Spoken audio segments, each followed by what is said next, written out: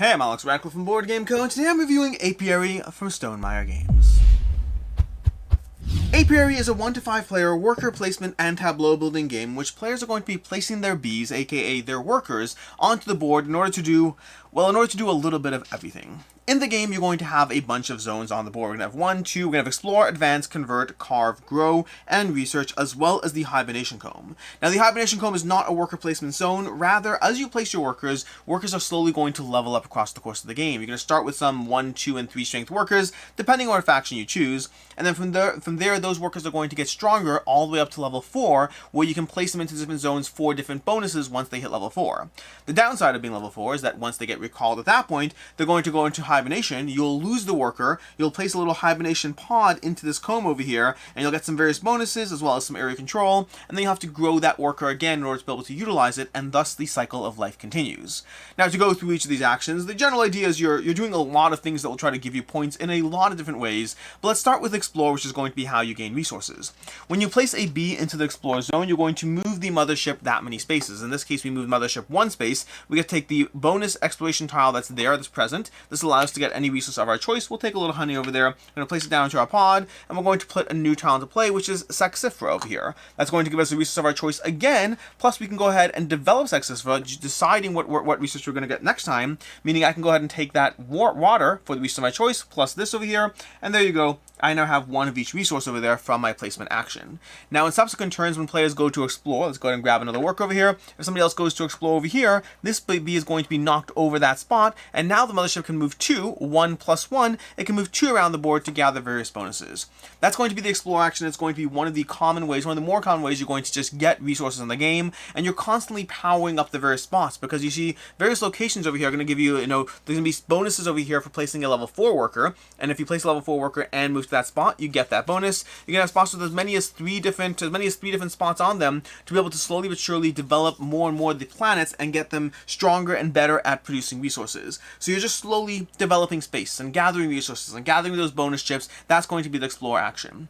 From there, there's going to be the Advance action, which is going to be how you build out your own personal board. Now, the game comes with 5 of these match, each of them with some slightly different configuration. That's in addition to your faction tile. I believe there's 24 different factions in the game, each giving you a small different ability. Sometimes they're endgame scoring, sometimes they're ongoing abilities. They also have the ability to be upgraded and flipped to the other side. But the Advance action over here is going to let you place a worker onto any of these spots over here, and then take a tile from either zone 2, 3, or 5, depending on the sum strength of these workers. Now, those tiles are going to come with farms, recruits, and developments. Farms are going to be helpful because they let you store more resources.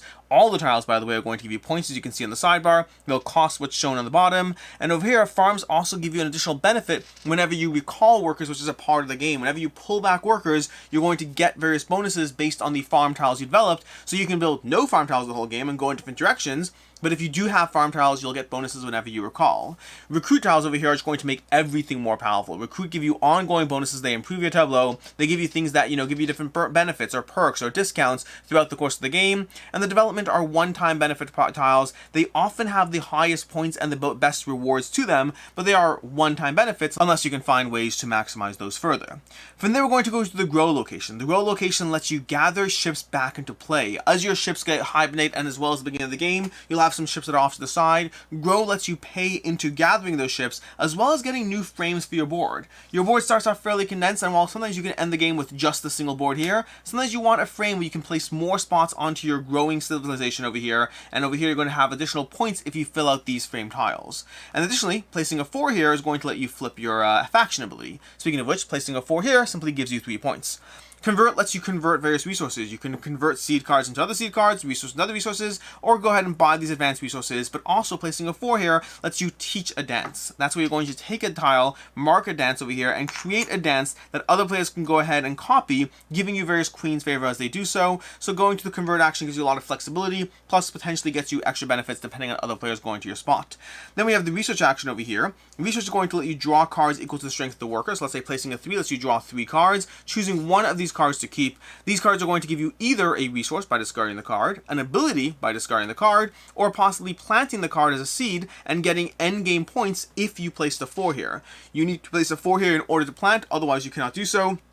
And so trying to get your seed cards in play is a big deal. You have spots for 2 seed cards in the game, and up to 2 more if you build more frames. So each additional frame for the first 2 frames will unlock more seed cards.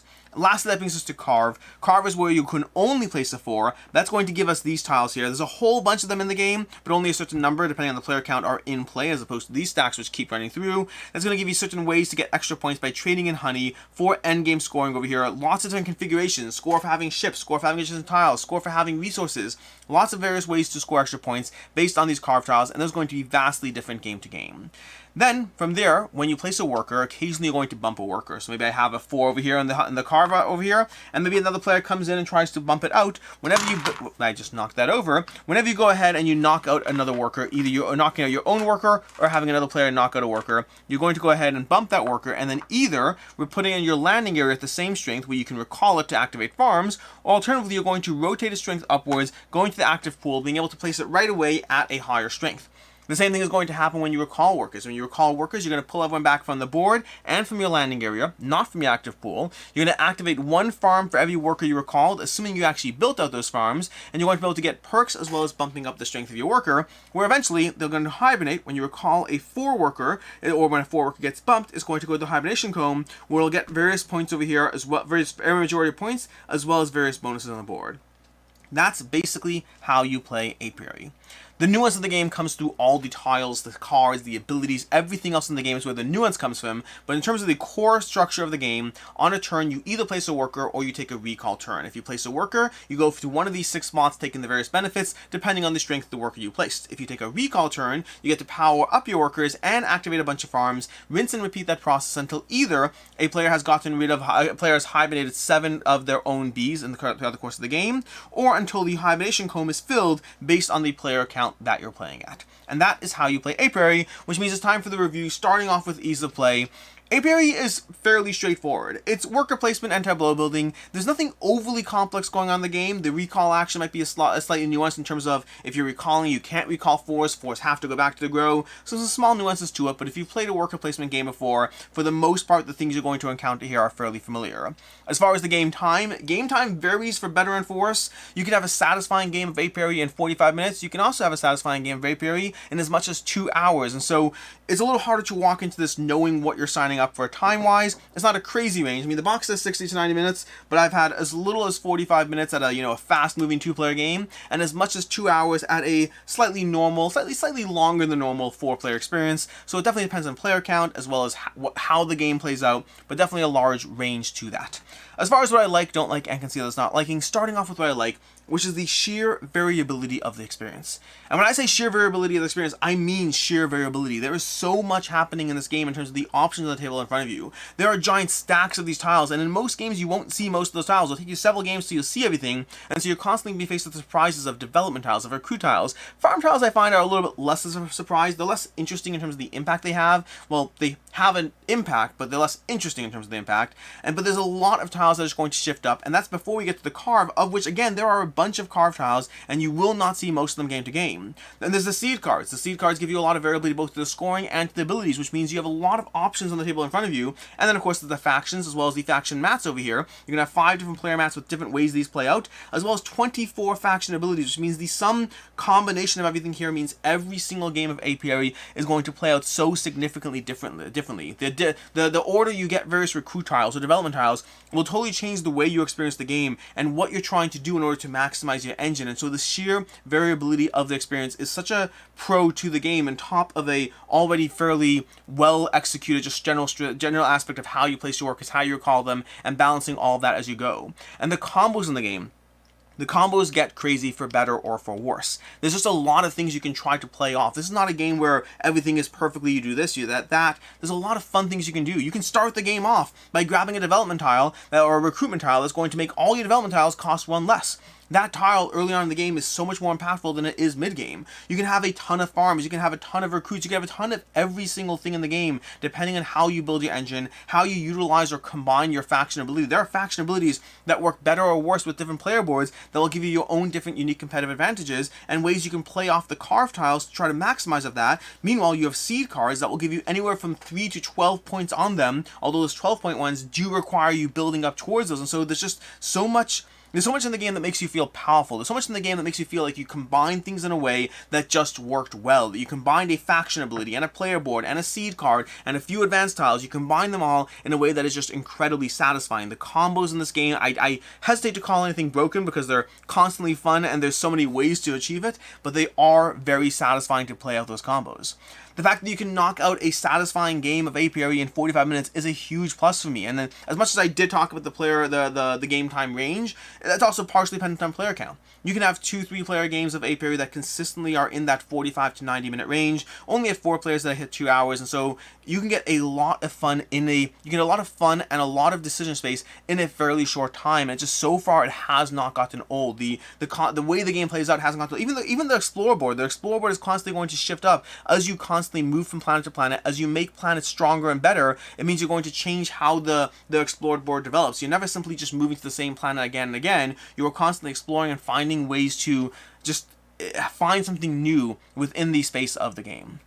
As far as things I don't like in the game, I would say that most of my plays of Apiary have felt like they ended a bit before I was ready for them to end, which arguably is a good thing. It's one of those things in games that does keep you interested. It keeps you constantly wanting to go back to see if you can eke a little bit more out of the experience. And it's not even that what I do isn't satisfying. What I do is very satisfying in the time from there, but I frequently find that I have plans that are always a drop more ambitious than what I actually get done in the game. I think in general, I'm always like, okay, great, I'm going to go ahead and build 2 more frames, fill those out, build 2 carve trials, and then sometimes I'm lucky if I build a single carve trial. Sometimes I'm just not able to move fast enough. I think the game, yeah, I don't know. I think the hibernation cones, maybe it's my own sequencing as far as how often you pull back a worker, how often let your worker get bumped. There's a lot of things you can do in the game to control the timing of the game, but I would say that most of my plays have felt like they ended just a little sooner than I was ready for them. I'll say that in my opinion, it's best as a 2 or 3 player experience. Now, I haven't played it solo, I haven't played it 5, so I can't fully talk about that, but I will say that a 2 to 3 player experience gives me all the fun of Apiary with none of the downtime. Once I shifted to 4, I already start to feel a little of the downtime, and 5, I haven't played it at 5 yet. I imagine it would still be a fun experience at 5, but I think at 5 it would be a little slower than what I'm personally looking for, and so just based on how 4 already I start to feel that lag a bit. So for me, it's a game that I think is best at 2 and 3 players. As far as I can see others not liking, first of all, those crazy combos I talked about, as much as that's a pro for me, it's something I like and I want to see that in games. I want to feel powerful. I want to feel like I can find those broken combos and I can keep playing this to try to find those ways that something just plays off each other, so I can combine this recruit tile with this development tile and this faction ability, and they're all going to combine to give me just a satisfying mix. I like that, but you might not. If you're looking for a more finely balanced experience, it is very possible that Apiary will just give you the opportunity to have something that's a little bit too powerful, depending on what you found, how you found it, when you found it in the game. So it's a pro for me, but it might be a con for you. And secondly, I'll say that same idea, like along those broken aspects, the same way I mentioned those 3-point cards versus 12-point cards, yes, you have to work for those 12-point cards, but you can end a game with Apiary with somebody having 2 of the same 12-point card that they just managed to double up on, and they have 24 points from your seed cards, and maybe if you're lucky, you got, 8 points. If you're not lucky, if you're unlucky, you got 8 points in your seed cards. That disparity is certainly present, and yes, it's true, you can mitigate, you can card draw, there's lots of things you can do that tweak how you experience that aspect of the game, but nonetheless, it can be frustrating to end a game where somebody just got 24 points and you just got 8, and you feel you put the same work and effort into it and just didn't get as lucky in your card draw to match out what you're building. As far as final thoughts on Apiary, I started my first game of Apiary and I was fine with it, but halfway through my first game, I didn't yet see the magic of the game. I thought it was okay. I thought it did a good job. I thought it did everything fine, but nothing was really calling to me. But the more I developed, the more I built things, the more I comboed things off each other, the more satisfying this became. This is a game where my first game was just kind of finding the magic of the game. My second game was, oh my gosh, look how different this game is. My third game was again a vastly different experience in the way it played out. This is a game that continued to iterate game after game, and so far I still feel like I'm exploring the magic of the game. I still feel like I'm seeing new things every single time I dive into it. I'm seeing new tiles I haven't seen before. I don't think I've played, or I think I've seen some of the same factions repeated, but for the most part the factions have been different every time I explored it, and so Apiary is constantly giving me a very satisfying, very powerful, very variable experience while making me feel like I have fun finding those new combos. Every game is satisfying. Every game does leave me wanting a drop more out of the experience, which is why I keep diving back into it as I continue to enjoy what this game has to offer.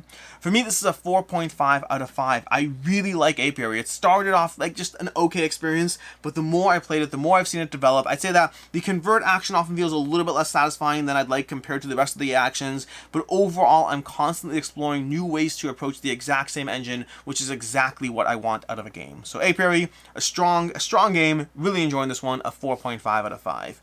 If you're looking for other game recommendations, first of all, an incredibly satisfying worker placement game that I cannot recommend enough is A Feast for Odin. If you're looking for a game that gives you so much action, so many different ways to approach the same puzzle, similar to the way Apiary does, but in a very different, just through sheer, I think they have 46 worker placement spots compared to the 6 you have here. A Feast for Odin is one of my favorite, if not my favorite worker placement game in my collection. And if you're looking for another game which your workers get more powerful as you go until they kind of reset, but in a very different way, Tzolk'in the Mayan calendar will give you a way where your workers slowly just get ticking up a clock as you go, ticking up a gear as you go until you eventually cash them in for whatever reward you want. It's a very meaty, very thinky experience that I highly recommend. In any case, until next time, I'm Alex Radcliffe from Board Game Co. I hope you enjoyed this video, and as always, I hope you have a good one.